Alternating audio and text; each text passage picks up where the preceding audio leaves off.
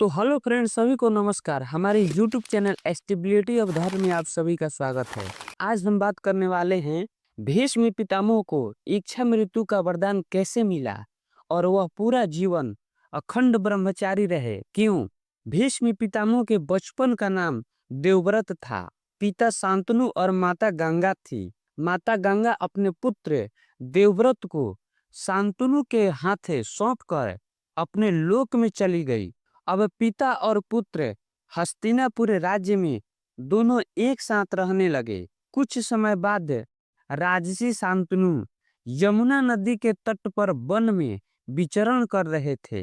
तभी वहां बहुत ही उत्तम सुगंध मालूम हुए। उन्होंने पता लगाने लगे कि यह सुगंध कहाँ से आ रही है। खोजबीन करने के बाद उन्हें एक देवांगना के समान कन्या दिख पड़ी। वह उत्तम सुगंध उसी कन्या के शरीर से आ रहा था। राजा ने उसी से पूछा, कल्याणी, तुम कौन हो और किसकी पुत्री हो। कन्या ने कहा, मेरा नाम सत्यवती है और मैं निषाद कन्या हूँ। पिता की आज्ञा से धर्मार्थ नाव चलाती हूँ। उसके सौंदर्य, माधुर्य और सुगंध से मोहित होकर राजसी शांतनु ने उसे अपनी पत्नी बनाना चाहा और उसके पिता के पास जाकर उसके लिए याचना की।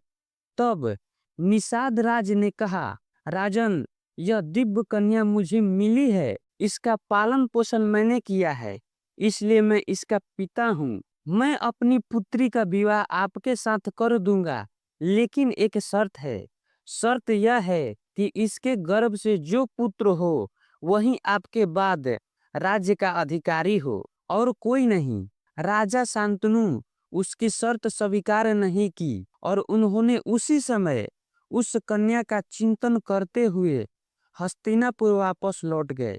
उन्हें किसी भी काम में मन नहीं लग रहा था। वे अपने पुत्र देवव्रत से भी कम मिलने लगे। ये सब देख देवव्रत सोच में पड़ गए और वह इस बात को पता लगाने लगे कि हमारे पिता इतना चिंतित क्यों रहने लगे हैं। गंगा नंदन देवव्रत ने अपनी अलौकिक मेधा से सब कुछ सोच विचार लिया और बड़े बूढ़े क्षत्रियों को लेकर दासराज के निवास स्थान पर जाकर अपने पिता के लिए स्वयं ही कन्या मांगी। निषाद राज ने देवव्रत का बड़ा स्वागत सत्कार किया और भरी सभा में कहा, मैं अपनी पुत्री का विवाह आपके पिता से कर दूंगा, लेकिन इसके गर्भ से होने वाला पुत्र ही राज्य का अधिकारी होगा। ये बात सुनकर देवव्रत ने कहा, मैं शपथ पूर्वक यह सख्त प्रतिज्ञा करता हूँ कि इसके गर्भ से जो पुत्र होगा वही हमारा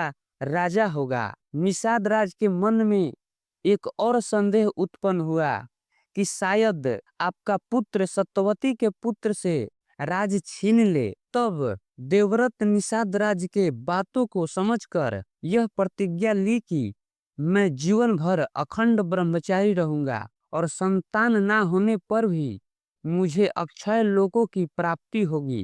देवव्रत की यह कठोर प्रतिज्ञा सुनकर निषाद राज ने अपनी कन्या दे दी। उस समय देवव्रत पर देवताओं ने पुष्पों की वर्षा करने लगी और सबने कहा, यह भीष्म है, इसका नाम भीष्म होना चाहिए। इसके बाद देवव्रत भीष्म सत्यवती को रथ पर चढ़ाकर हस्तिनापुर ले आए और अपने पिता को सौंप दिया। भीष्म का यह दुष्कर कार्य सुनकर राजा शांतनु बहुत प्रसन्न हुए। उन्होंने अपने पुत्र को वर दिया कि मेरे निष्पाप पुत्र, जब तक तुम जीना चाहोगे तब तक मृत्यु तुम्हारा बाल भी बांका नहीं कर सकेगी। तुमसे अनुमति प्राप्त करके ही वह तुम पर अपना प्रभाव डाल सकेगी।